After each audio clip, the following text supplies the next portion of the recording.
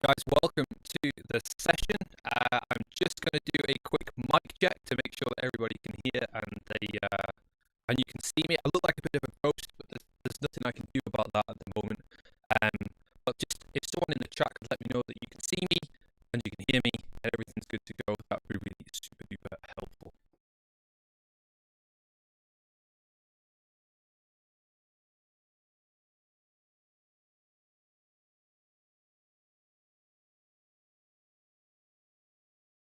I will just politely wait for some messages to come in. Please don't be shy, guys, and we can then get started from there.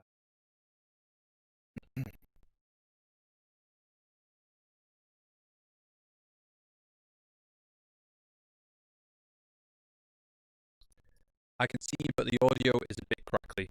I fear this might happen, so just bear with me, folks. I just need to do a quick restart, and we'll go from there. Teething issues, new semester, all that kind of stuff. Just give me 1 second, and I'll be back in a second.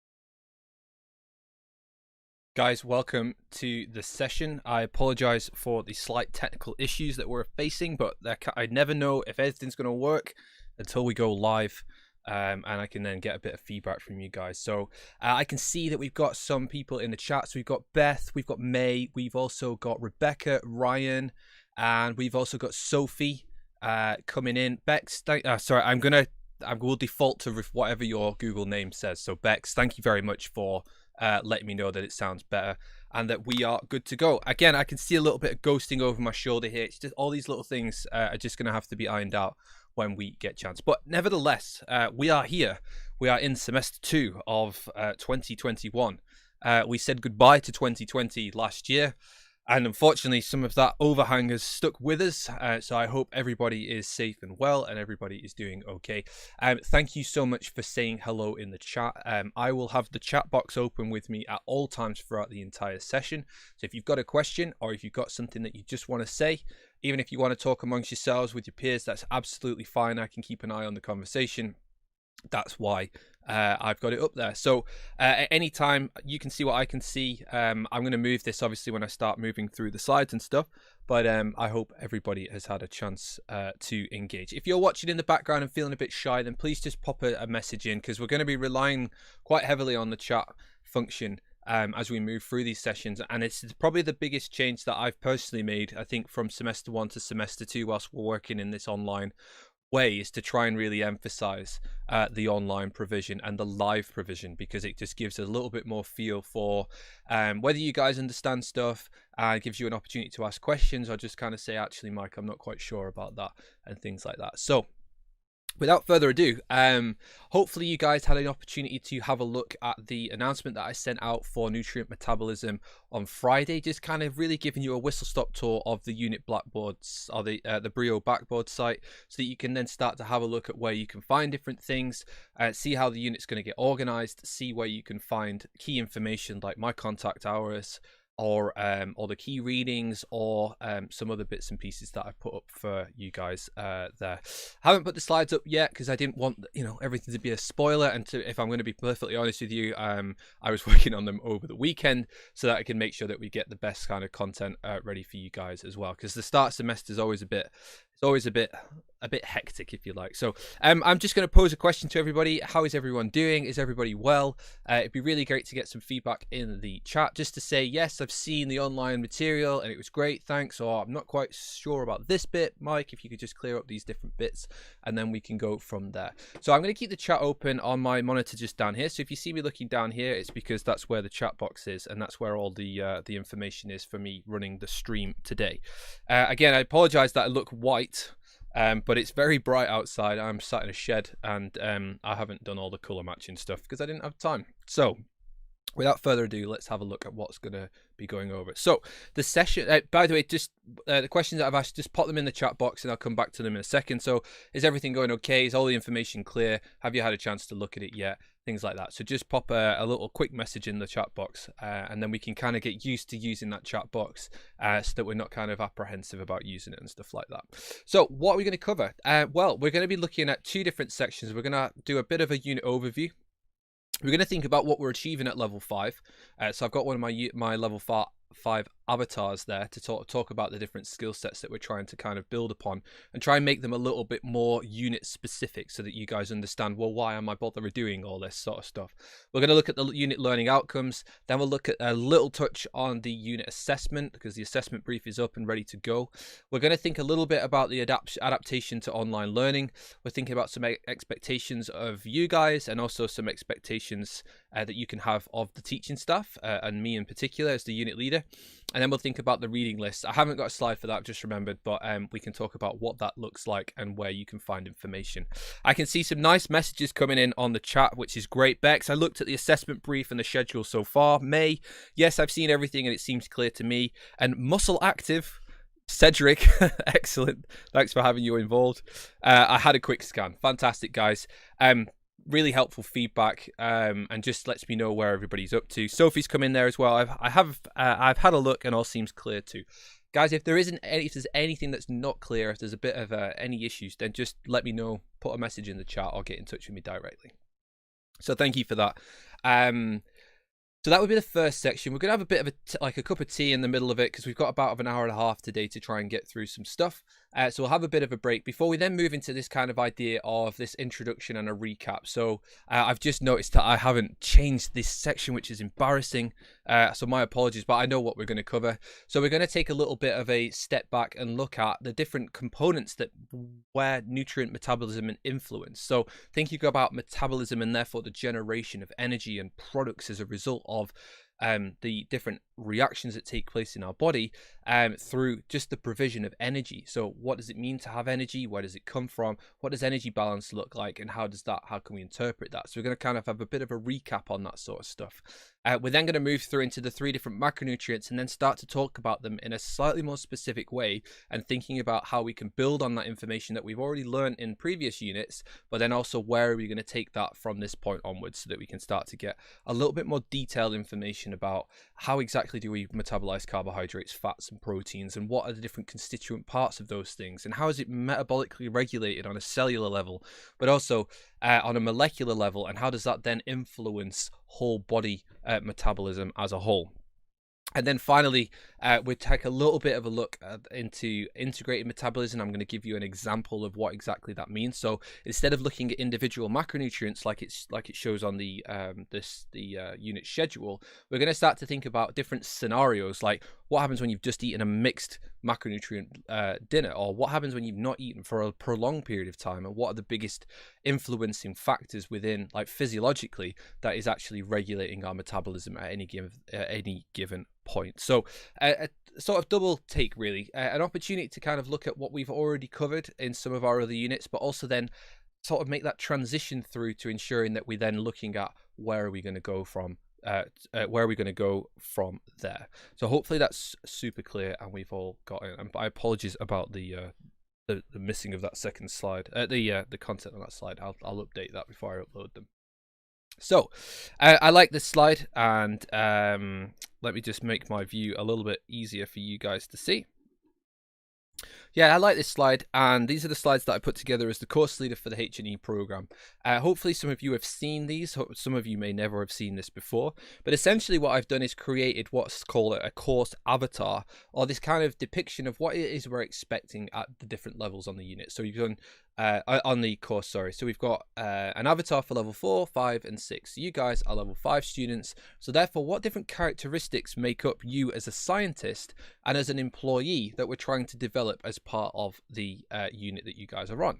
So I'm not going to sort of labor over these points, but I just want to pick out a few bits and pieces. So choose on the scientist side, we're going to be analytical. We'll have a detailed knowledge base. We'll use theory and be creative, which is just behind me here, and solve problems and choose appropriate techniques. Now, obviously the assessment for this particular unit is looking at a literature review of around 2,000 words long, where we're going to focus on a particular macro or micronutrient that is specific, that is regulated metabolically within the body in some way. I know that's quite generic and a bit waffly, but when you read the assessment brief, it will kind of make sense. So with that in mind, we're going to have to think about how can we choose appropriate techniques in order to be able to identify the literature that we want to use and synthesize it. And therefore thinking about, well, what problem are we trying to solve? Like, what is the what are we actually addressing as part of our literature review, and what kind of conclusions are we going to come through? Therefore, we need to be analytical in that. We need to be systematic in the way that we're reading the information we come across and therefore applying it to that question. We're going to need a detailed knowledge base, which is a large part what the lectures are covering. So we're trying to increase your knowledge on specific areas of metabolism so that you can then become analytical and solve problems by using appropriate techniques to apply those to the assessment brief. We want to use theory. I'm just going to make myself a little bit smaller so you guys can see this. I lost my mouse. There it is.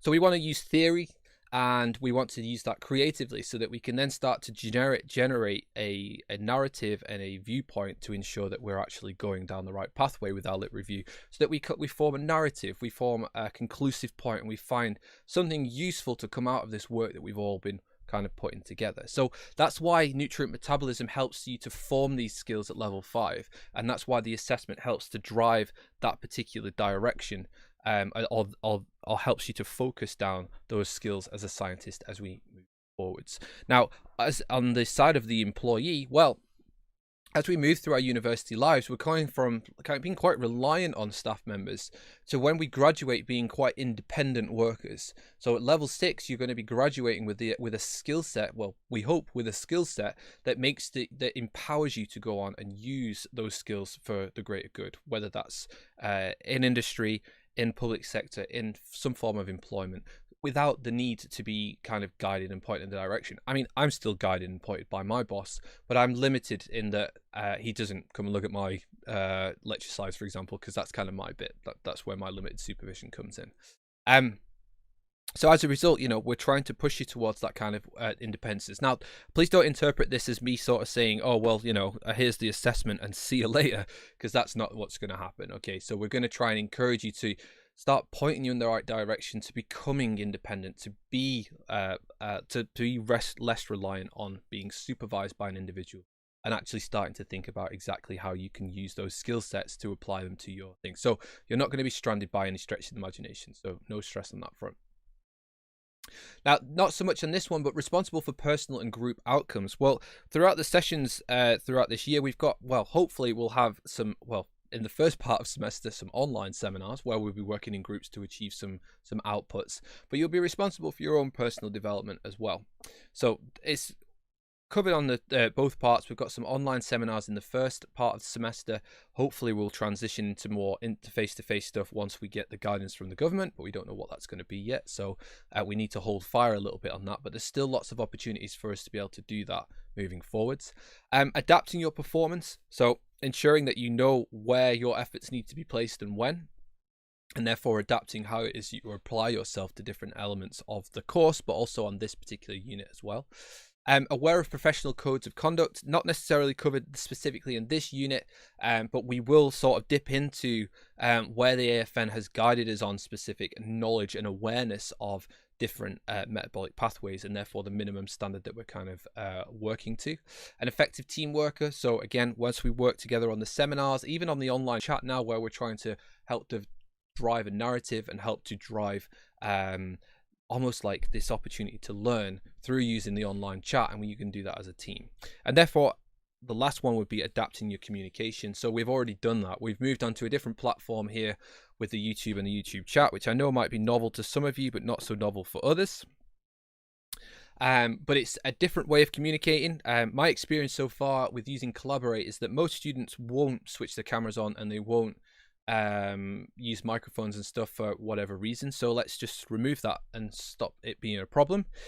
We'll probably reserve those types of sessions for the seminars and anything that requires a little bit more face-to-face and interactive engagement. And I'm kind of willing and pleading with you to engage with those types of activities, because it makes everybody's life more enjoyable, and you'll get more from those sessions as well. But for these sessions, where for any lecture that you get from me, we're going to be doing it in this kind of format, which I think is a happy medium, being accessible, but also having the opportunity to actually ask questions and get involved. It also means then that you're not just sat watching a pre-recorded thing, though there will be some of that. Don't get me wrong, I can't just completely do everything online and live. There will be pre-recorded materials to help set up sessions later on down the line, so do keep an eye out for that. So hopefully that's super clear and gives you a little bit of an insight into exactly why the unit is set up in the way it is, and what we're trying to achieve, and how that helps you to develop as a scientist and an employee as well. Again, any questions or concerns, comments, just pop them in the chat and we'll have a little look from there. So with that in mind, I'm going to push ahead and think about the unit aims and the learning outcomes. Now this can be a little bit dry and a bit dull, so I'm not going to labor on it too much, but we're just going to have a little read through, and I'm going to try and emphasize the different sections where I want you to kind of really take note of what it is that we're trying to achieve and do. So let me just get my screen back up and we can go from there. So the unit aims are fairly comprehensive. So the unit aims to promote understanding of the relationship between micronutrients and energy intake, energy expenditure, and the factors that influence regulation of energy balance. So you can see here that it's really in the fundamental definition of metabolism, where we're thinking about that relationship between what we consume and that therefore our energy intake, and therefore how that influences our energy expenditure and all of the other factors that regulate and underpin energy balance, whether that's the creation of new tissues, whether that's the breakdown of endogenously stored macronutrients or substrate stores like glycogen or fatty acids or triglycerides, adipose tissue, things like that, or whether how that regulates the accretion of lean mass through protein consumption, amino acid concentration within the bloodstream, and therefore the delivery of specific amino acids to the muscle, and that muscle being receptive to those amino acids to then drive muscle protein synthesis, are all the types of things that we really want to emphasize and drive. Now, I've got Julia and Gerald coming in to do some sessions on this unit as well, and they're going to focus more on the health and clinical side of things. So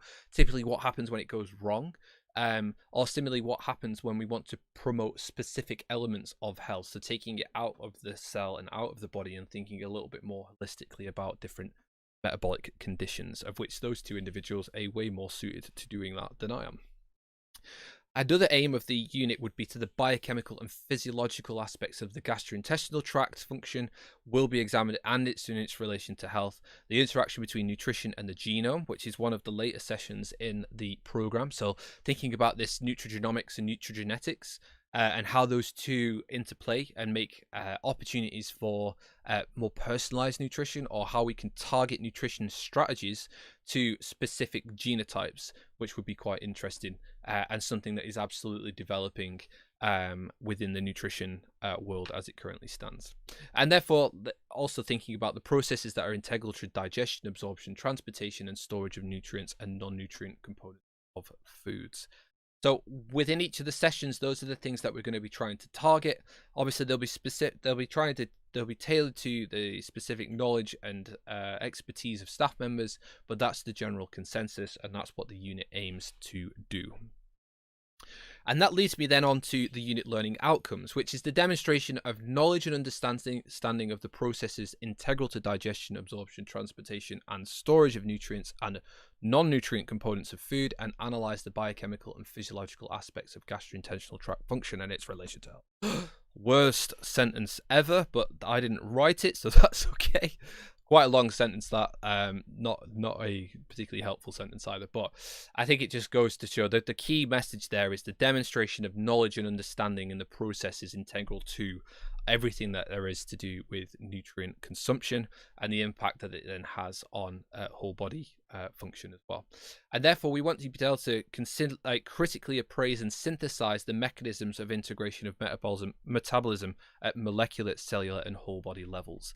So when you look at then your assessment on this unit, how do we then interact or integrate those two things?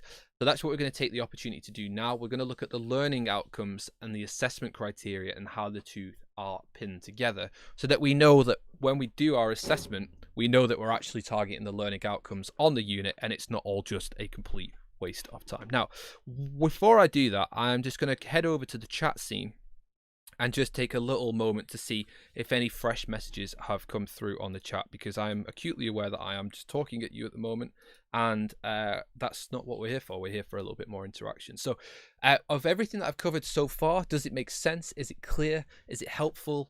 And is there anybody have any apprehensions or concerns at this particular early stage within the session? And just pop a message into the chat if you feel that that is the case, or if there's anything you want to add to that particular section. I know the learning outcomes and the learning criteria and all that sort of stuff is a bit dry, and I get that, but it's essential that we all understand, why are we doing this unit? How am I doing this unit? What's it going to result in? How are you going to assess me? And what does that mean for me in the long term? So I'll keep a polite eye on the chat if anybody has anything to add. But other than that, we will start thinking about the learning outcomes assessment criteria. So essentially asking ourselves the question, how will we both know that the learning outcomes on this unit have indeed been achieved? I can see Muscle Actives come in here and said all clear so far. Thank you very much for adding that. And that's Cedric, I believe, from memory. So thanks for that. I'll try to remember names. May, thank you. Very helpful. Excellent. Thanks, guys. Again, if there's any questions or anything that isn't clear, please ask it so that we can then try and box that off as soon as possible. Because if you're thinking it, the chances are somebody else is thinking it as well. Okay, let's move it on. I definitely need to sort my my color out because I'm as white as snow. I hope everybody got some snow this weekend, because we did, and it gave us something to do, which was refreshing. So let's move it on. So let me just get this up. Okay, so with regards to learning outcome 1, the demonstration of knowledge and understanding, what we've just covered. So in our assessment criteria, we want to analyze the role of nutrient metabolism and the energy balance, and critically appraise the mechanisms of integration of metabolism at molecular, cellular, and whole body levels. When we think about our assessment, we really want to be starting to demonstrate our knowledge and understanding of different processes that are related to the nutrient of your choice and the energy balance that the impact that it might have on energy balance, and then critically appraise them from the different levels that we can start to look at that. So whether that's at a really small molecular regulation type level, which we will get into in some of these different macronutrients, or in the macronutrients specifically, then on a cellular level, and then also then on a whole body level, so that we can then look at it from kind of from cell to person, exactly what that evidence is, and your knowledge and understanding of how that nutrient is influenced at the molecular, cellular, and whole body levels. So that's where the literature review is going to be key, and it's those types of things that you're going to want to integrate to ensure that you're meeting that learning outcome 1, which is going to be excellent and fantastic, and everybody's going to do a great job. If we then look at learning outcome 2, critically appraise and synthesize. So we want to explain and apply concepts pertaining to the biochemical and physiological aspects of gastrointestinal tract function and its relation to health. So the nutrient that you choose or select from, more specifically, how is that then, if it's being regulated at a molecular, cellular, and whole body level, then how is it then getting into the body in the first place? So we need to have this kind of fundamental understanding of exactly what the digestion process is, the absorption, and therefore the transport, and how exactly that is helping. So for example, if we're consuming high levels of fiber, and fiber is the nutrient of choice, or the non-nutrient choice, or whatever you want to describe that as, then how how is that influencing gut function? Well, we know that there is non-digestible fiber components in there, which are not necessarily consumed by the body, but our gut microbiota are breaking those down into short-chain fatty acids, which can be utilized by the intestinal lumen membrane, and therefore increase its health. So it keeps those gap junctions nice and tight. It stops any leakage and therefore inflammation, and therefore allows us to have good gut function moving forwards, but in a particularly indirect way. So that would be just an example of one that just came to the top of my head there that we could think about. And then critically appreciate the process is integral to digestion, absorption, transportation, and storage of nutrients and non-nutrient components of food. So when you think about your literature review, going through that systematic process from mouth to gut to then muscle or to the target tissue of interest, whether that's just generic cells in the body or a specific organ, depending on what the nutrient is that you've chosen, that would be really helpful to do that. So to kind of critically appreciate where that information has come from. Do we know a lot about it, or is there a few unknowns? For example, do we know specifically how muscle is being regulated when we consume amino acid? Does that differ depending on what composition of those amino acids are? Depends on what you choose, but then it kind of gives you a bit of insight into the kind of depth that we're expecting on that particular unit. So with that in mind, I'm going to just quickly transfer over to the idea of the unit assessment and just really briefly talk about what it is, so that in case anybody hasn't seen that yet. So you'll undertake a 2,000 word literature review. You'll discuss the digestion, absorption, transportation, and storage within the body of a nutrient of your choice. You should make reference to the importance of the chosen nutrient for energy balance and consider the role of the gastrointestinal tract within your essay. So there's more details online about that, and you can go and take a look. And I will be taking the opportunity to upload some previously submitted examples of work, which is high, medium, and low marks, so that you can start to sort of self-determine your own strategy for completing this particular assessment, but also for you to get a gauge on, well, what does a good performance look like? So that you're not kind of shooting in the dark, but you can actually see the level of detail that an individual has gone through. And therefore, again, all plagiarism issues are obviously still stand. You don't want to be doing the exact same essay that somebody else has done in the example, because you're just going to plagiarize them, and that's going to be bad news. So don't do that. There's an assessment rubric as well, and you can see that we've got the different categories that are listed along the top, as in the third, lower, second, upper second, and first class, and the characteristics that we're expecting within the actual essay itself, and therefore some descriptions as to how exactly it is that you're going about doing that. So for example, if you were to write your lit review and it didn't have anything that pertains to the biochemical and physiological aspects of the gastrointestinal tract, then the likelihood is you're going to score very poorly on that particular section. So when you're writing your assessment, always keep this to hand. Always think, well, these are the criteria that I'm being marked against, so I might as well make sure that I'm actually checking those off and ensuring that those components are included within my assessment themselves. So let's have a quick flick over to the chat and just make sure that I'm not missing anything from anybody, if any questions have come in. I can't see any questions yet, which is usually good news, but if there is anything that anybody's sat on thinking I really could do with just a little bit more on this. So muscle active Cedric, how deep into the biochemistry will we have to go? How deep do you want to go, Cedric, is what I would say. I'm kidding. Obviously, you'll get a bit of a feel for this when we start talking through the content in the lectures.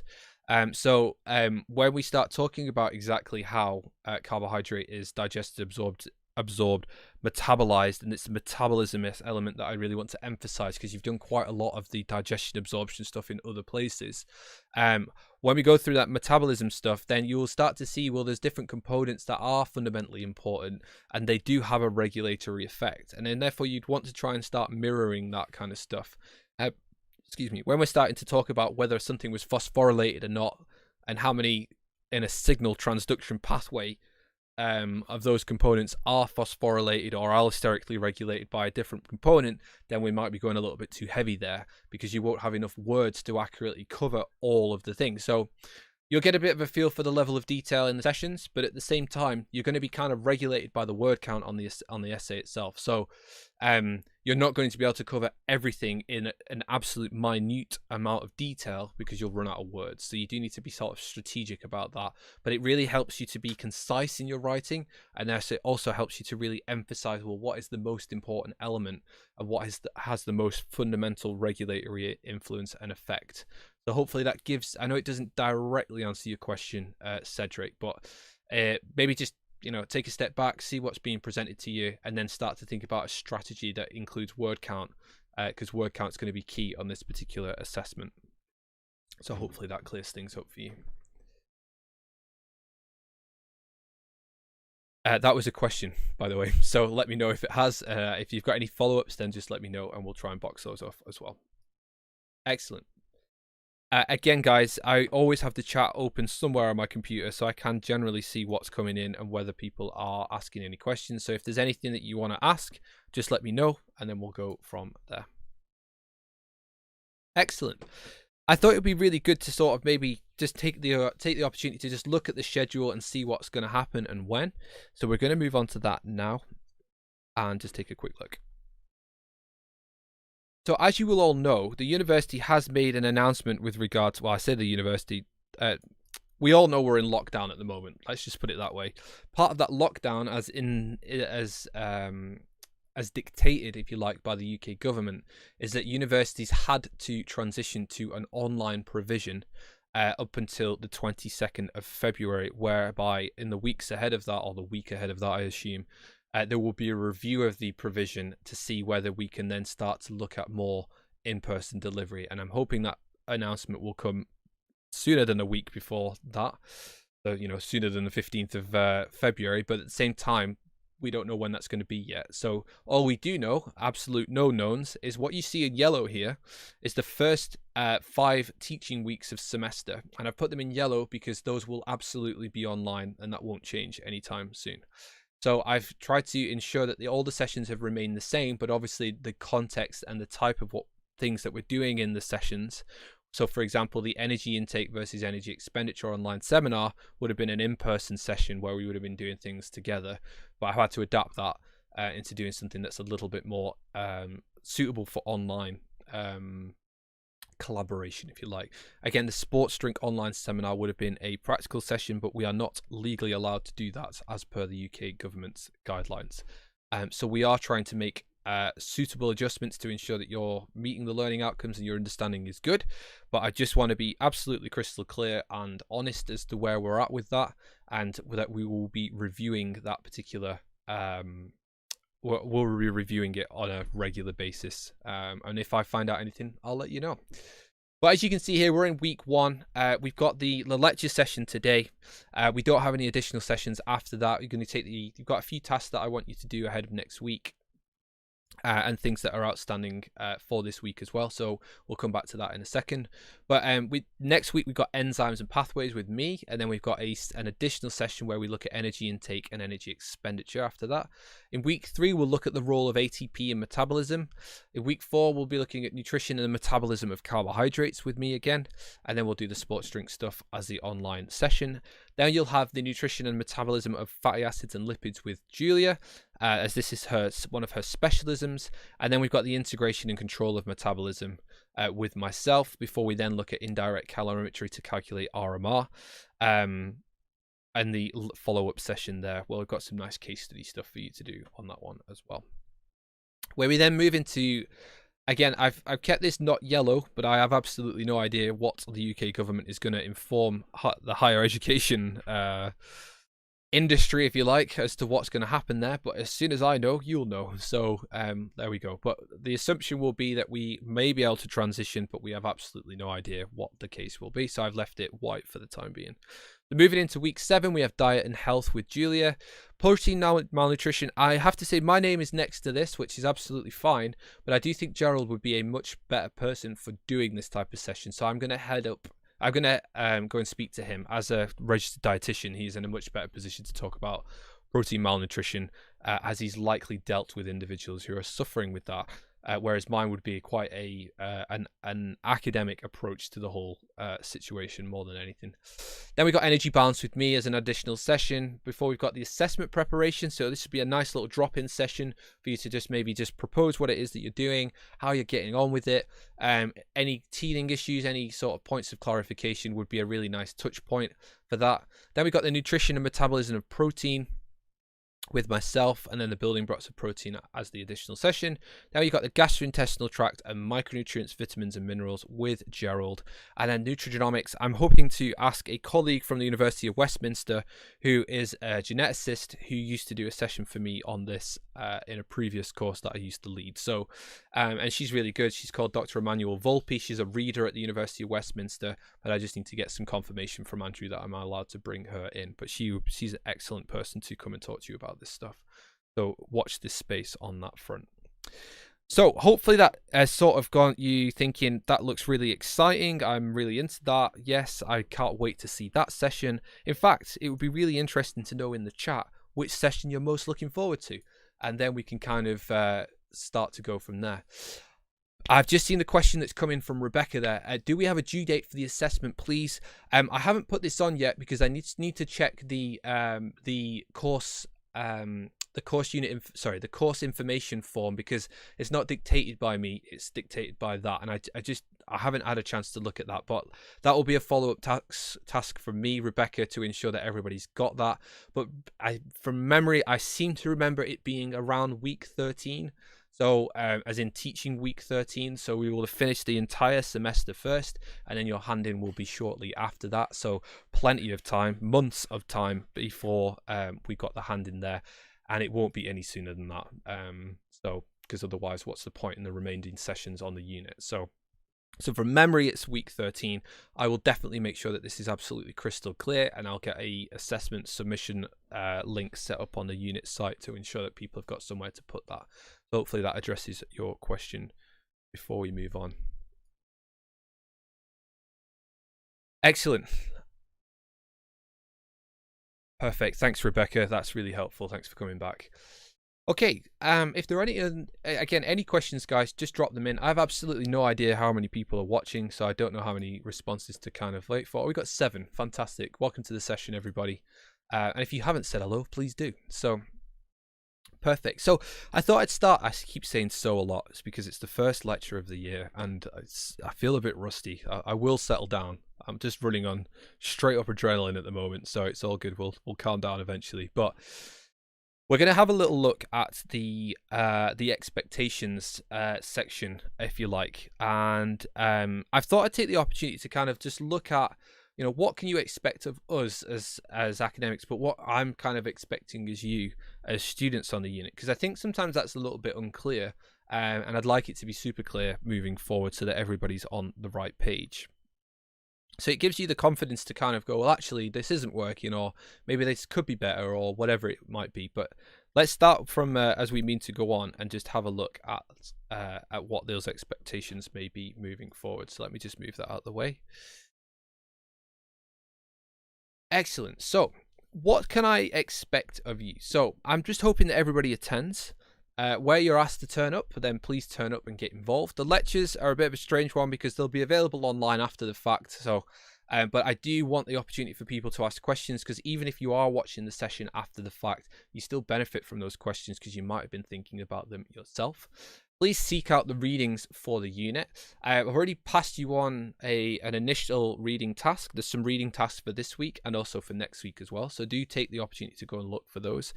And where possible, I'm trying to include additional readings which are available for you online as well, to remove the need to have to come onto campus to get books or to purchase costly textbooks, which I'm not always a big fan of. I'd rather provide you with good readings that are freely available via the library. So please seek out those readings and undertake them. Please communicate professionally with its staff and peers. So when you're communicating in the chat or on Collaborate or on online forums, that we're going to use formal means of doing that. We're going to be kind as the kind of default setting. And if you want to challenge someone, then you do that in a professional way, and that's absolutely fine. And this extends to emails as well. I'll communicate with you professionally as long as you guys communicate with me professionally, and then we can all move together and have a great experience within this particular unit.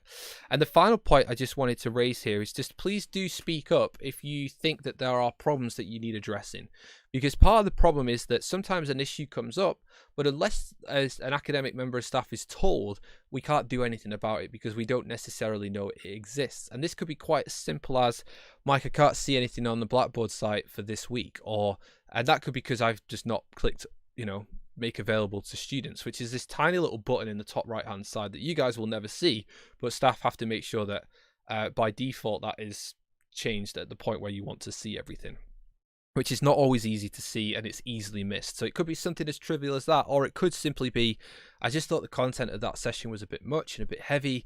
Maybe we could tone it down for next week, or maybe you could just review that. Whatever it might be, then just please make sure you speak up if there's a problem. And I do have a means and a mechanism for you doing that to ensure that your issues are raised accordingly. So what am I going to expect of you guys, or what can you expect of me? So timely uploading of unit materials. So I'm hoping to get those up in the week ahead of the Monday that's coming up, so that you have an absolute minimum the weekend to look at that content. But just please bear in mind, I've never run this unit before, so I am kind of creating content as we move along. I'm not just regurgitating content that was available from last year, because I want to ensure that I'm delivering content that I feel passionate about, that's good, it's engaging, and it looks decent, and you guys get the most from it. So timely uploading of unit materials is where I'm aiming for this semester. Engaging content designed to inspire and form a deeper understanding. So we're not just going to sit back and passively absorb everything. I'm going to try and make sure that you guys try and get deeper into that and apply it more widely. And then an approachable teaching style, happy to be challenged, questioned, and provoked in the name of learning. So if you disagree with something, and say, sorry, Mike, what about this? And we can have a good informed conversation about that. University is all about challenging and, questioning and furthering understanding by being provocative and being, able to speak up about a topic that if you feel passionately about or feel like it's not being represented, that you're in a safe environment to do that. Because if you weren't, then what's the, we're kind of missing the point of university a little bit there. So please do challenge where you feel is appropriate. So again, I'd be interested to know, are they fair? Is there something I'm missing? Is there anything I should add to this list? And if there is, then just get through onto the chat and we can have a quick look and a quick chat about that. But I think that's a nice little balance. It's not too dictatorial, and it's not, promising the world from my part. But at the same time, it's a nice framework for us to both operate in to ensure that we get the most out of the unit moving forwards, so that all voices are recognized and we're actually doing something decent moving forwards. So let me know if there's any issues, if there's anything you want to add, or anything to go from there. So we're pretty much wrapping up. Yeah, so I think that just leaves it with me just sort of proposing, do you have any questions? So if there's anything that's not clear, or is there something I've missed, or is there, something you just want a clarification point on, now's your time. Do ask in the chat, and hopefully you can recognize by now that you're going to get a friendly answer back from me. So I'm just lining that up now so I can see everything. Excellent. So let me just make that good size.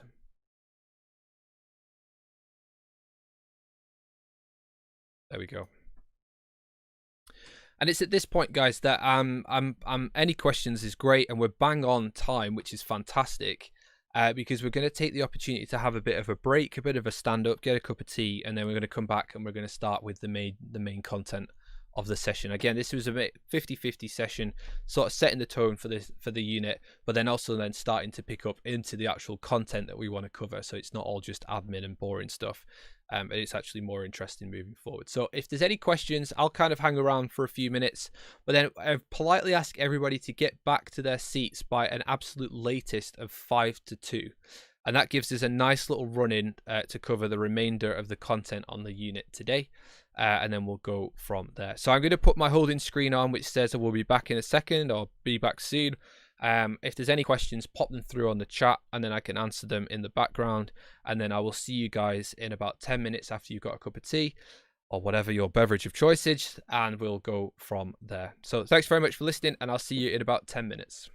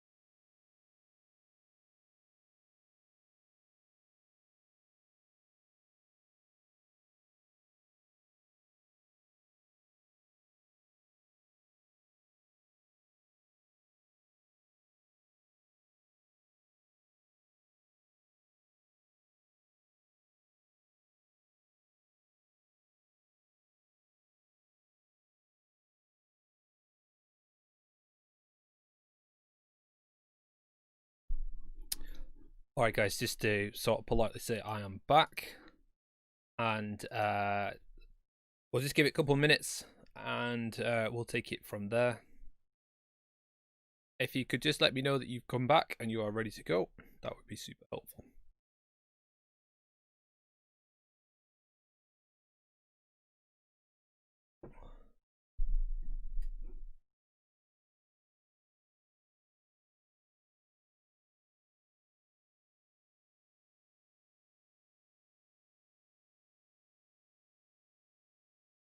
Excellent. Rebecca making the sensible move there. Beth, what did you get for it? Did you go for a beverage? Sophie, what did you get? Guys, excellent. But I need to know what you're drinking. Coffee, good choice. Excellent.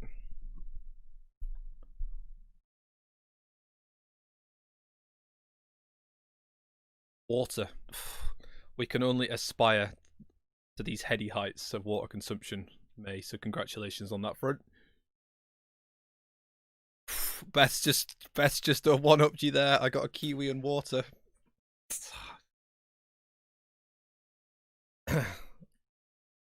Ryan, this is when you come and take our heads off with some form of tea infusion that's gonna just blow our minds. So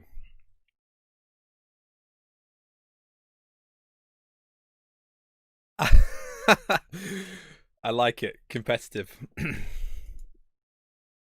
There's a note for future. If asked, declare all fruit and veg consumed during mid-session breaks, then we should be good to go.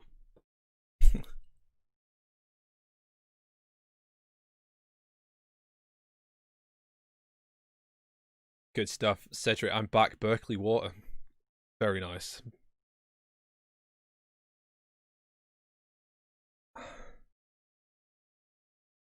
All right, guys. Jokes aside, let's push on, and we'll kind of go from there.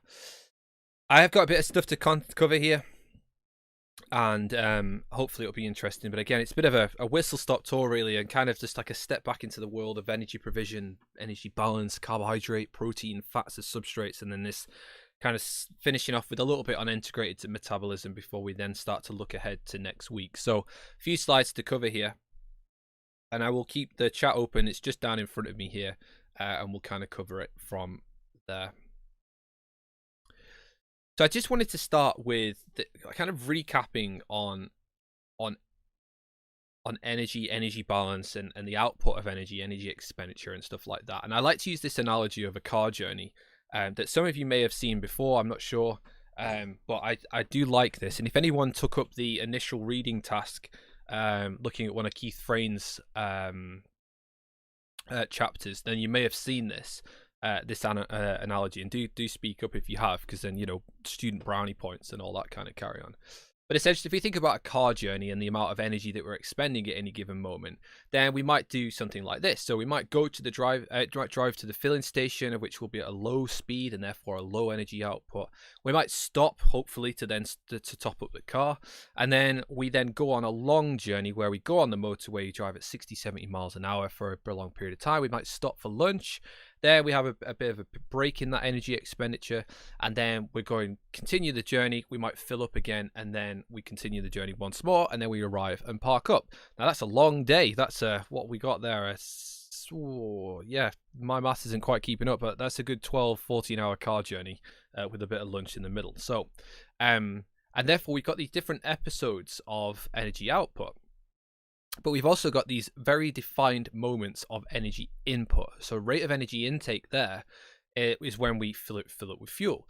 And therefore, there's a complete disconnect between the amount of energy that we take in when we fill up with fuel and the rate of energy output that we can achieve. So you can see here the rate of energy intake is up to 400 megajoules per minute when we fill up with fuel, but when we then expend it, we're down to sort of between 1, 2, and 3 megajoules per minute when we when we expend energy. Now we can also look at this in terms of a human being. Now there's some distinct differences here that I want to kind of highlight, but you can see here that on the bottom we have the example of the rate of energy output, for a human being throughout a 24-hour period. And you can see here that rate of energy output is quite low whilst the individual is sleeping. And then we have these episodes of activity where the individual's getting dressed or walking, or they do periods of exercise throughout the day, which dramatically increases their rate of energy output. But I like our car example here. Our rate of energy intake is disproportionately higher than what our rate of energy output is at any given moment in time. So you can see breakfast, lunch, and evening meal is pushing towards 150 kilojoules per minute of intake. So as in the amount of energy that we're actually consuming and the amount of time that it actually takes us to consume that energy, shows that we have these sort of episodes of feeding, whereas our energy export, well, the biggest difference to note between the two examples here, and I should probably change my view, I've only just noticed, so my apologies for that. The biggest thing we should note between the two examples here is that when we stop driving in our car, then our rate of energy output is 0, because the car isn't expending any energy whatsoever. It is literally static, and therefore it's done. It's switched off. The power's dead. It's killed. In a human being, that doesn't happen when we go to sleep. We always have this continual baseline rate of energy expenditure at any given time. And as a result, when we then sort of look at the two circumstances of energy expenditure versus energy intake, we can kind of come to this kind of firm conclusion that we have these distinct episodes of feeding, and these are usually amounts of energy that are completely disproportionately higher in terms of the rate of intake than they are in terms of the rate of expenditure at any given time. And we also have this continuous baseline output of energy at any given point. And therefore, when we talk about metabolism, we are constantly metabolizing substrates at any given moment in time. It's just to the extent to which we do metabolize that energy and utilize those fuel sources at any given moment. And as a result, we have this disconnect, or this disproportionate amount of intake in relation to our expenditure. And therefore, at all periods of time where intake exceeds our expenditure, we need to have some form of storage mechanism, whether that's through glycogen in the muscle and in the liver, or whether that's triglycerols within the adipose tissue, which helps to buffer that mismatch between the intake and the output. Excuse me. And obviously that requires regulation. It needs to be signaled from the gut to the brain that a particular macronutrient has been consumed or is being detected in the bloodstream or in the mouth or in the gastrointestinal tract or at any given point. And therefore where that actually occurs is different depending on what you've consumed. And therefore we need to then have a strategy, a sort of metabolic strategy in place to be able to handle those macronutrients coming in, so that we can match this disproportionate intake with this baseline output and buffer that with storage. And again, that is all regulated and something that we would want to look into. And again, as a completely arbitrary example, if we were to just take all of the macronutrients and isolate them out and say, well, you can now only function on this one macronutrient, so free glucose or glycogen or triglycerols or protein that's currently stored in your body, then how long would you survive for?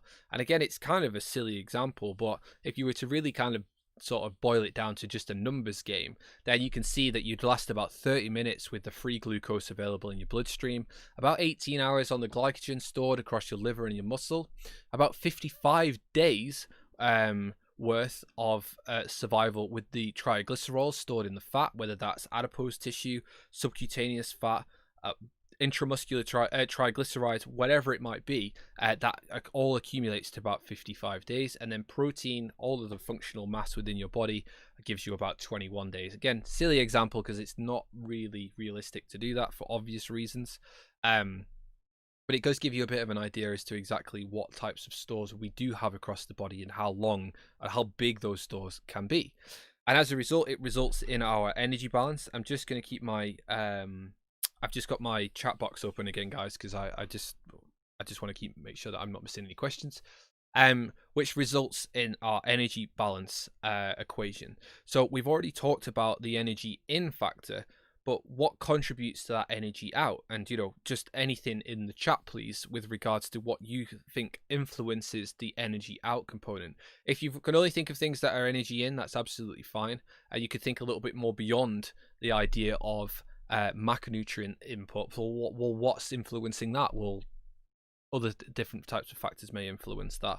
and therefore I'm happy to take answers. But what factors contribute to the energy in value, and what factors contribute to the energy out value? And answers in the chat, please.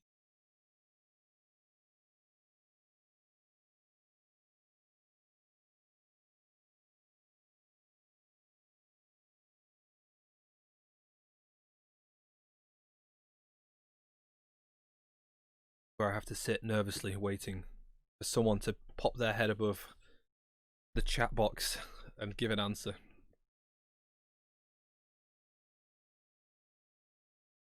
Rebecca's come in with exercise and breathing. Yes, fantastic.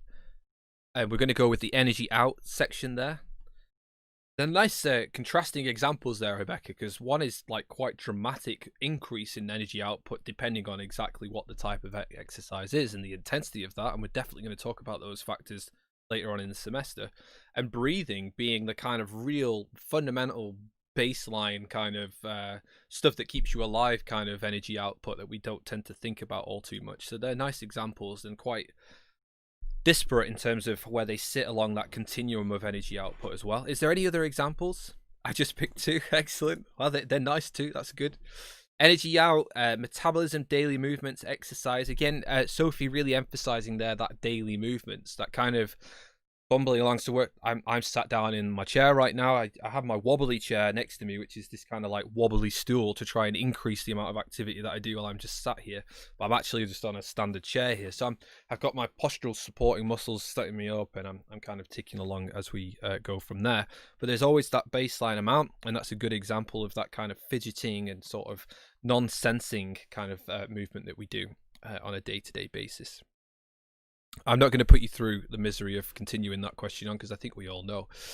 But essentially, when we think about energy balance, and this should be just a refresher and shouldn't be new news to you, hopefully, that when we've got energy in and energy out, they equal each other, then our body mass will stay the same. When our energy in is greater than our energy out, our body mass increases. And when our energy in is less than our energy out, our body mass decreases. And there are all obviously underlying physiological reasons that regulate those things, which help to regulate fat, the deposition of triglycerols within the adipose tissue, or the breaking down of those, and what regulates those things. And if I've just had a high carb meal but I want to oxidize fats, is there anything that's molecularly regulating the breakdown of adipose tissue and preventing me from actually utilizing those stores because of the presence of carbohydrates? And that's where we start to think about more about that integration of metabolism as well. I could just see here May's come in with, would sleeping be one? Absolutely, sleeping contributes to our energy output, or helps to sleeping per se, not necessarily, but the act of sleeping, or the fact that it's not a completely passive process, that we still need to regulate our breathing, our digestion, our nervous system, and the repair of any tissues that we've damaged throughout the day. And also the cognitive function that takes place in terms of long-term memory storage or dreaming can also help to contribute to our energy output as well. So comprehensively, sleeping as a whole definitely helps to contribute to that energy out process. And I'd just like to give this example. I give this example in lots of different places, but I do like it. So how closely does energy intake and energy expenditure match each other over a lifetime? So we've got this example here of Jim, and Jim is the black character that you can see just next to me here. So Jim increases his body mass by 10 kilograms from 25 years old to 75 years old. And we attribute that mass to adipose tissue. So 1 kilogram of adipose tissue is about 30 megajoules per kilogram of weight gained. And over Jim's adult lifetime, he has an energy imbalance of around about 300 megajoules, or about 16 kilojoules per day, or in old money, that would be about 4 kilocalories per day. So over a 50-year period, if you consume only 4 kilocalories in excess every single day, you will gain 10 kilos of mass. And again, we're attributing that mass to adipose tissue in this particular example. And therefore, you can sort of see that adults balance their energy intake and energy expenditure by around about 5 kilojoules per meal, or around about 1 to 2 kilocalories per meal over a 50-year period.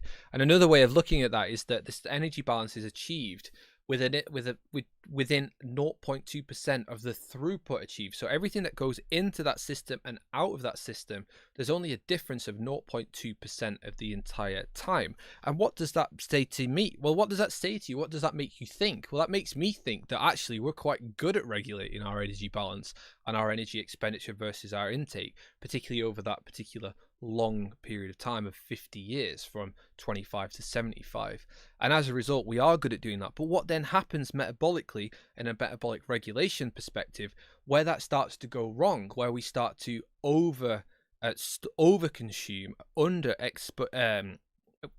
overconsume, we reduce our expenditure, we create this huge imbalance between our energy intake, our energy expenditure. We gain weight exponentially, or in a way that's not sustainable. What is metabolically regulating that process, and how does that change and differ depending on whether you are physically active more so or less so, and things like that. And is it self-regulating? Is there a process internally that actually indicates that our set point, if you like, I don't like to use that word, but if our set point is being challenged, as in our stable weight that we've had for a while is now going up or down. So what is the regulating factors behind that? That's something that we can touch on. So when we think about energy intake, we sort of to bring these points together, we think about energy intake as being episodic, whereas energy expenditure is continuous. And as to the extent that expenditure is taking place, as in its magnitude, is largely dependent on the intensity of the activity that we're undertaking, ranging all the way through from May's example of sleep through to Rebecca's example of breathing, which is, those two kind of come hand in hand, but all the way up to sort of Sophie's example there of doing exercise, and then my additional bit of driving the intensity of that exercise, which will therefore increase our energy expenditure as well. And all of those different scenarios all require different metabolic regulation to ensure that they actually occur correctly. So then that leads us on to the question then, well, why do people eat what they do? And it's not, reflect on your own eating experiences. Why do you eat what you eat? And largely it boils down to these different factors that you can see on the screen. So things like the availability of food. So what country you're in, what time of year it is, and what supermarket is closest to you, and whether they sell that particular food, as if you want to get really pedantic about it. How expensive that food is, and therefore your social economic background and your status, whether you can afford specific types of foods on a frequency that everyone can or cannot afford things, not sure. Time for preparation and consumption, as busy parents or as individuals who don't like cooking or don't have cooking skills, and therefore the amount of time to prepare a meal might be quite long or not very long at all, will dictate the types of food that you consume. Any disabilities and infirmities as to whether you can consume solid foods or whether you're on a liquid-based diet, all different factors. So personal likes, dislikes, intolerance or allergies, eating alone or in company, marketing pressures and advertising as to what foods are available within your eye line or are in reach at specific points in your retail journey, for example. Religious or ethical taboos, perceived or real health benefits and risks, modified diets for control of disease or illness or medication. And there might be factors that you look at in that list and go, well, actually the biggest things that dictate what I consume tend to be whether it's available, the cost, and my personal likes and dislikes, or that, well, actually I have quite a severe allergy and therefore that wipes out all of these different things, and that's because it's a real health risk to me, and therefore I've had to modify my diet because of the risk that it's posed to me. So it just depends who you are, but you can see that, as we know as nutritionists, that the consumption of foods is very individually based, and therefore all of the different scenarios that you can get as a result of that in terms of its metabolic regulation can actually be quite disparate. They can be very, very different depending on who it is exactly that is sat in front of you. And therefore the macronutrient composition of an individual's diet is going to be quite varied, or very varied depending on who that individual is.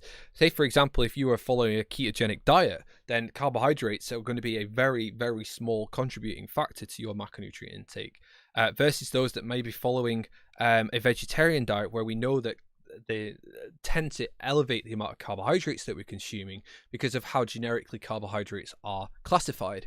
The vast majority of fruit and vegetables fall under a carbohydrate of some description, and therefore that influences or increases the amount of carbohydrates that, or the proportion of carbohydrates within our diet, with protein kind of falling away unless you actively take active steps to ensure that you are becoming adequately nutritioned, you're adequately consuming amount of protein that's necessary for you as a vegan, vegetarian, etc.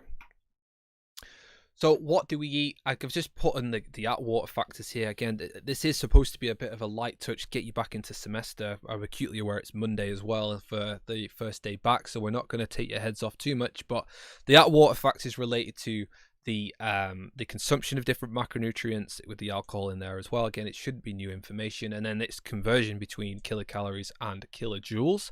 And then how these then take quite distinct pathways, metabolic pathways, through our gastrointestinal tract, and therefore absorption, but then what actually happens when they get to a cell in order to have some form of influence. So we've got proteins into amino acids to help with protein synthesis, and then we can break down these pools of protein to create amino acids which may go into gluconeogenesis, for example. But we want to try and avoid that because it's not particularly helpful, and this is a bit of an evolutionary adaptation to ensuring that we don't starve to death. We got complex carbs that can then be broken up or broken down, more specifically into monosaccharides that get stored into our liver, stored as glycogen, but then they can contribute to the glucose pool, energy production, the binding of ADP with a phosphate group to form ATP, to therefore allow us to perform some form of cellular work, whether that's transporting something across a membrane, or whether that's depolarizing a nerve cell, or whether that's undertaking contractile function. Whatever it may be, they are all energy dependent pathways, and they tend to come from glucose or these gluconeogenic precursors for energy production. I've got the triglycerides here with our glycerol backbone and our fatty acid chains, moving into glycerol and fatty acids, of which they can be subdivided and therefore contribute to energy production, or they can be stored as adipose tissue and go through this cyclical breakdown storage cycle here, where we can actually start to utilize them. And you can see that these green and blue arrows respectively refer to catabolic reactions, where we're going back on ourselves, we're breaking things down. These are all catabolic reactions because we're reducing them, we're making them smaller, we're using them for something. Or we have anabolic reactions where we're building or we're creating energy, we're creating tissues, we're doing something with them. And you can see how they differ across that particular pathway there. So we're going to kick off with the carbohydrates, and we've got 15 minutes or so to get through what is quite a lot of content. Actually, maybe we were a bit generous on the 10-minute break, but never mind, we're going to carry on. And we're just going to talk generically about the 3 macronutrients and what types of things we want to cover and think about.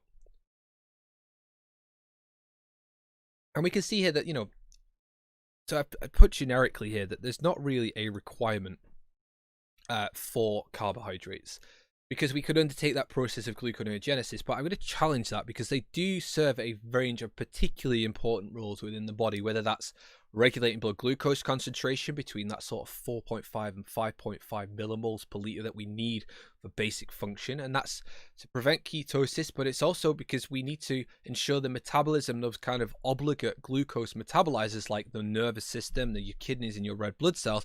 And I'm going to put the brain in there as well, because it's not an obligate glucose metabolizer, but it does like it.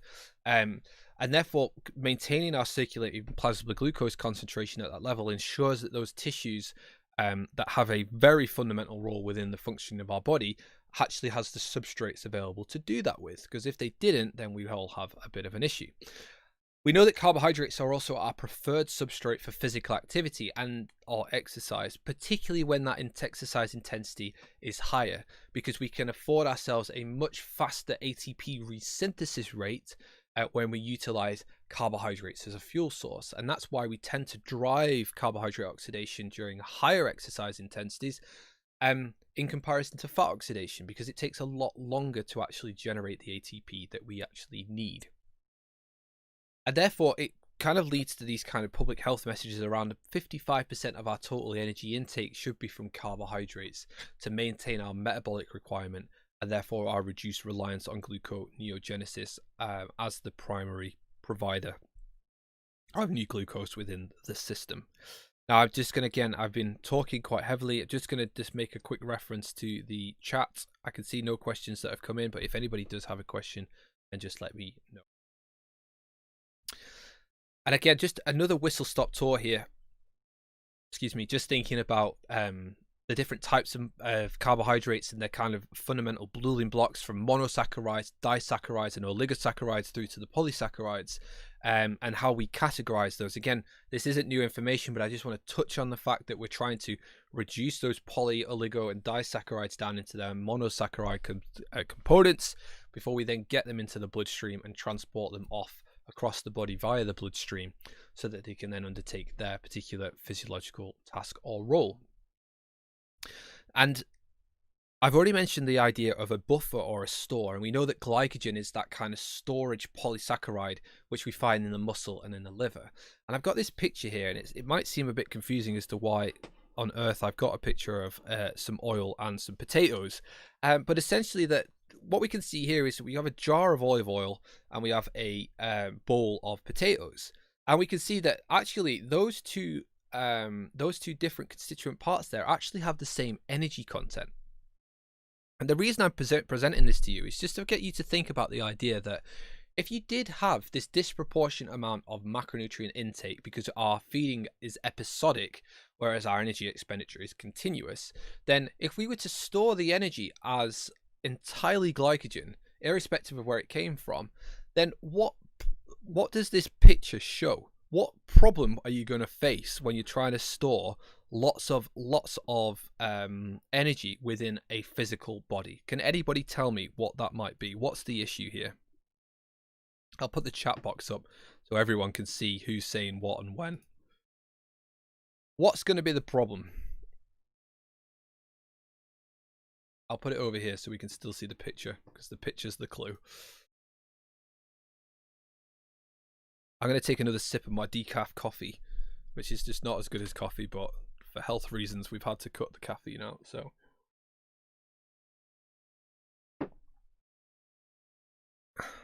anyone prepared to take a guess?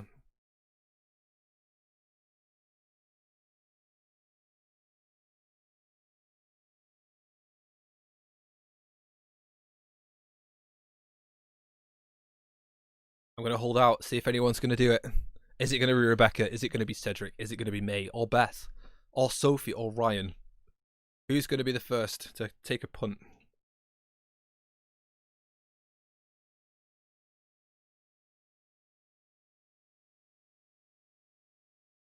It's tense, guys. Sophie's come in. Sophie, excellent, Sophie. What was the question? Sorry.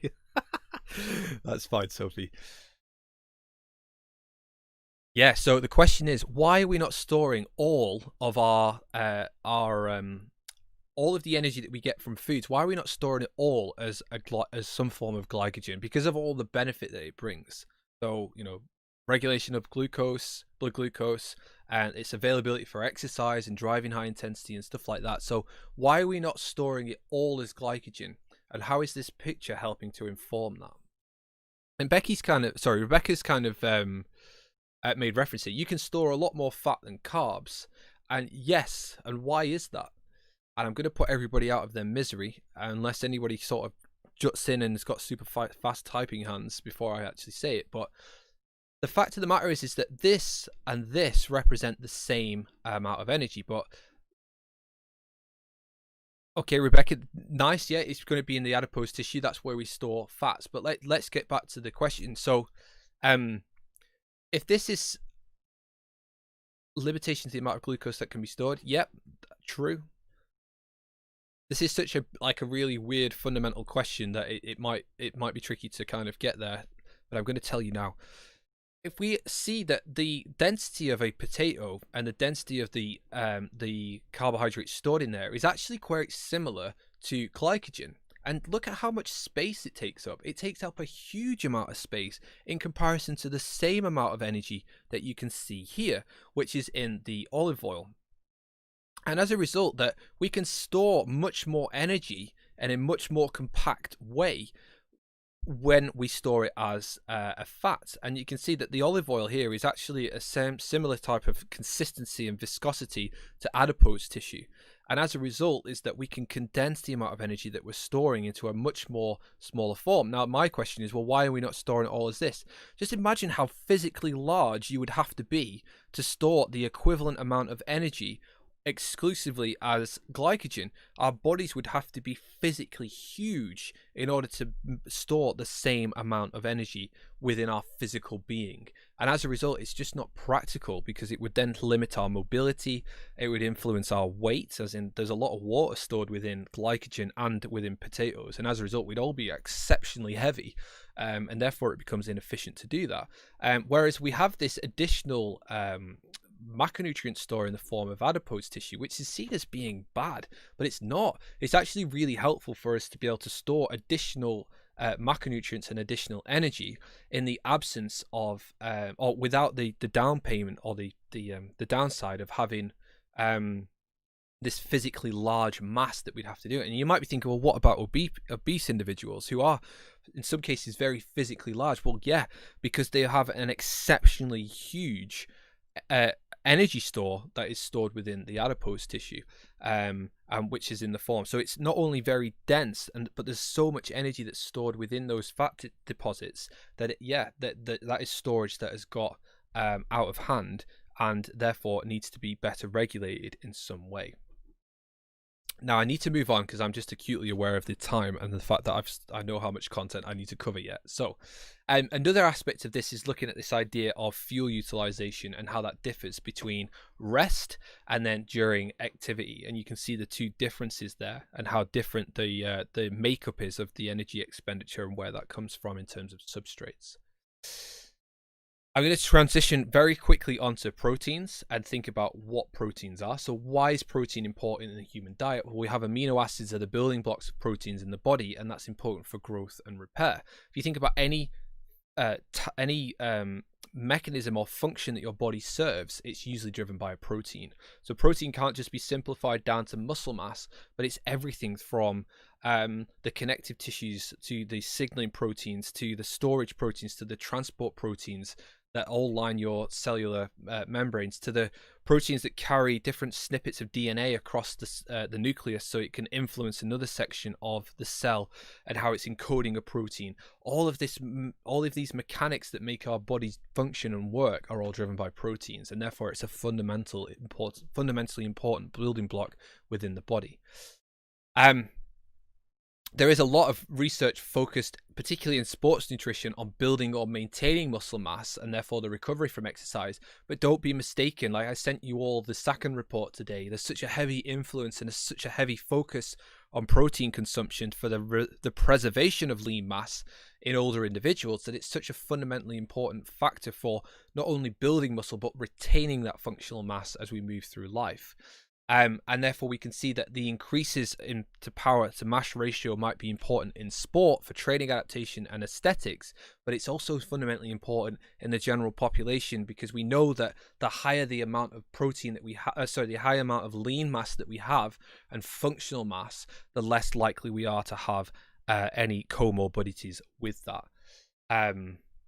So therefore, when we can think about identifying interventions or strategies to optimize skeletal muscle mass, it's not just from a sporting perspective, but it's also from a population perspective as well, because we know that we can then improve the quality of lives and reduce the burden of disease on lots and lots of different people. So we have the requirements, we have recommendations, and we have the realities of what people typically do. I say athletes here, I've not customized these slides specifically, but it doesn't matter if you're an athlete or a person in the end of the general population. These three things still are still relevant. And therefore, when we think about our reference nutrient intakes for the general population of 0.75 grams of protein per kilogram of body mass, we then to think, well, does this change whether people are physically active or not? And does it help or hinder individuals, whether they're deficient or sufficient, to actually help to drive our protein intake to ensure that they are ensuring that they're getting the required amount of protein for what they need to do? And therefore, do those requirements change whether you're physically active, or indeed these recommendations look very similar to the new recommendations that are being made for elderly individuals or for physically active people who are in middle to later life? and therefore there's not too much dissimilar between what an athletic population would do and also then what a physically active, healthy population might do as well. My slides are letting me down a bit here.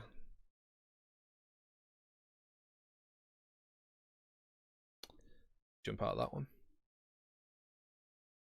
Yeah, sorry guys, I'm just acutely aware of the time and it's all getting a bit out of hand really. But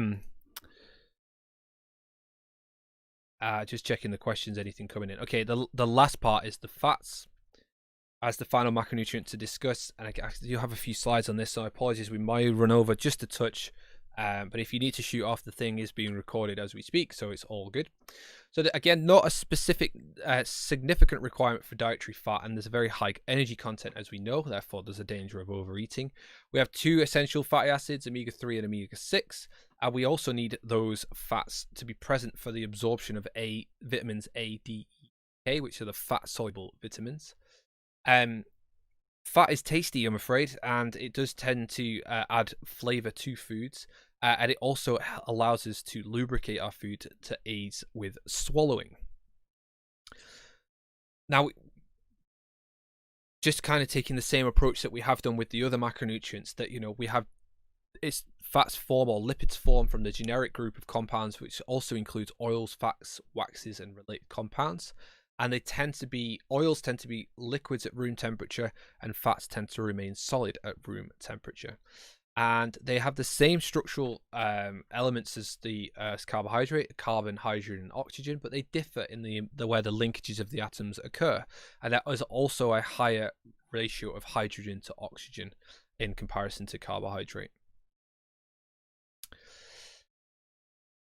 And we have different types of lipids. So we have the simple lipids, the compound lipids, and the derived lipids, and they all serve different functions, whether that's the storage of energy within a cell, whether that's combining with other cellular components to form a compound, or whether that's because they've derived from something from simple or compound lipids to form a different functional lipid within the body itself. But most are triglycerides. The simple lipids are a glycerol, which is a 3-carbon alcohol molecule, and then you have the carbon chains after the fact, and it's the length of those carbon chains which usually dictates exactly what the function of that fatty acid is going to be. And most dietary and storage fat is in this form, and there's various different lipases which help to break down those factors. You can see here is a glycerol backbone with an ester bond onto our carbon chains here, and that forms our triglyceride molecule, which has its influence on body mass and into energy balance because of the higher Atwater factor associated with fat intake. But it's not what I want to focus on right now. I think it was a bit of a waste. I don't know why that one was there, but it does make a point. But what we can see here, maybe we can reference back down to Cedric's comment there about the detail. Well, here's an example of some of the things that we would cover when we think about the fat mobilization and oxidation, is that what we've got up here is the triglycerols. Let me just put my little pointer on. We've got the triglycerols stored in the adipose tissue, and then they move through to the diglycerols, the long chain fatty acids, into the bloodstream, being bound with albumin, and we've got a fat or CD36 cell which helps with that transfer, being transported via the bloodstream to a specific muscular site, for example here, where our long chain fatty acids get transported via the fat or CD36 cells across the plasma membrane into the cell, either contributing to the intramuscular triglyceride pool or indeed being converted into long chain fatty acids, going through CPT1 via our translocase and CPT2 into our long chain fatty acids, which can then go through beta oxidation through the TCA cycle into our electron transport chain and then create ATP or ATP resynthesis from there. But at every single stage, all the way through here, through our hormone-sensitive lipase and our ATGL, there is regulation that influences these steps at all points. And therefore, it's that kind of level of detail that we would want to be discussing the fats in, and exactly what processes are helping to promote the breakdown of triglycerols or to inhibit the breakdown of triglycerols, which would then regulate the amount of fatty acids we find in the bloodstream. Now, I mentioned very briefly the integration element, and it's why I want to talk about this section here. So this is looking at the amount of time post-meal or post-absorptive sort of, should I say, whereby we can see that our free fatty acid concentration has dropped dramatically in the first hour after feeding.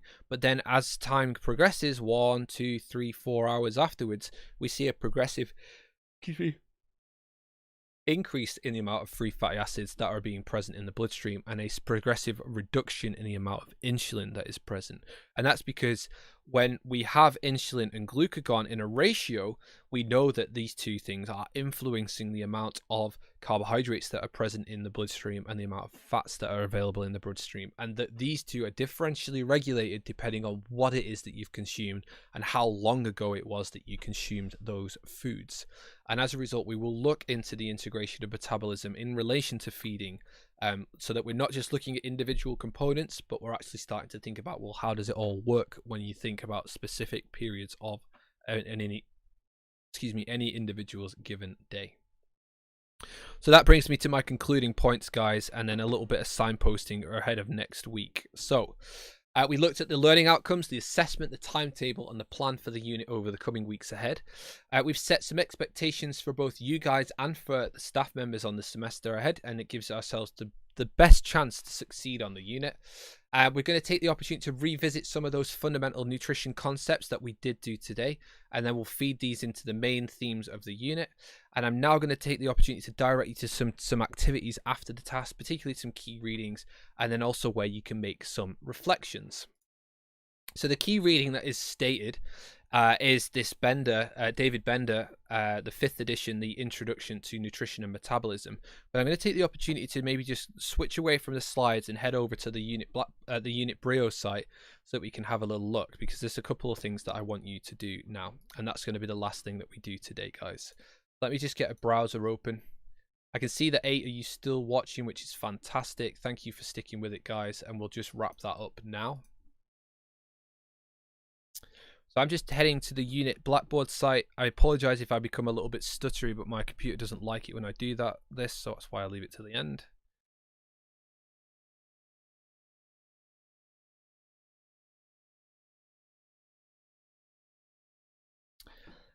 I'm going to throw it out there as well. If there is any questions or anything that oh, sorry, I've got some question here. So Rebecca, I may have missed it, but will the slides be available for review later? Absolutely, Rebecca. Yes, I will do that after this session today. In addition to the recording, absolutely. I will put these onto Brio once we are done today. So I'm going to head over to our nutrient metabolism site, and they're going to head down to the teaching content for this week. So let's head across to your study program. I apologize it's going so slow, but I'm trying to stream and show you stuff. Oh, nice to know my announcements work. Let's head a look to week 1 introduction of the unit. Now this thing, so the lecture content, this video recording will already be in there, so hopefully you'll be able to find that. There's a YouTube lectures recording playlist as well, which all of the stuff that I put together will be on there, and I'll try and make sure I integrate Julia's and Gerald's stuff into there as well. There is a week 1 test available. It's just a quiz. It's just to test your knowledge as to whether you were listening or not. Please do take the opportunity to do those, because I will do them each week. There's only, I think there's 5 or 6 questions in it. They're super easy this week, so don't stress out about them. They're conditionally available, which I think they're going to become available at 3 o'clock from memory. Yep, so from 3 o'clock onwards, they will be available for you to have a look at. And then we've also got this journal space. Now, you might not have used journals before, but essentially this is going to be a specific space where you can make notes and take reflections on exactly what was covered in the session. Now, your peers won't see these reflections, but I will. So it'll be a nice opportunity for you to write down any remarks or comments or thoughts that you've had with regards to the sessions that we've covered, to ensure that that someone's going to be able to see them. So all I've asked you to do here is, following the first session in the unit, take the opportunity to reflect on how comfortable you felt with the material covered. Were there any gaps? Is there any content that felt easy that you can build on from here? And has the session made you think about the assessment on the unit? And again, 1 to 2 paragraphs would be absolutely magic here, guys. And from here, make a list of 3 actions that you will now take as a result of your reflections from this first session. List them in your journal and give a timeline as when you expect to get them done by.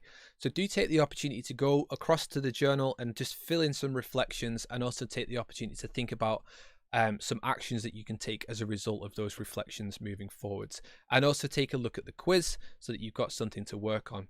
And if you haven't seen the introductory task, head across to the welcome and orientation section, and that will give you a good insight as to some of the other readings that I've recommended for this week. So, apologies for running over by 8 minutes, which is not ideal. I apologize for that. But that is us done and dusted for the day. Hopefully that's got you excited about the unit and ready and raring to go. And if there's any other questions, I've got the chat box up here. I'm happy to take any questions that are outstanding before we wrap up the session today.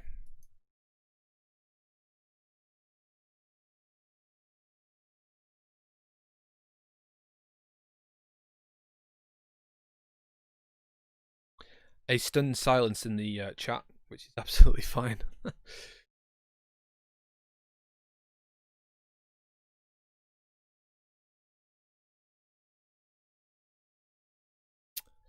So that people aren't hanging around, guys, I'm going to close the session there. The chat will still work after the fact, but let's close the session there.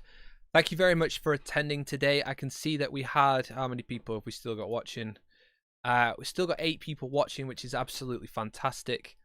So thanks for sticking in there.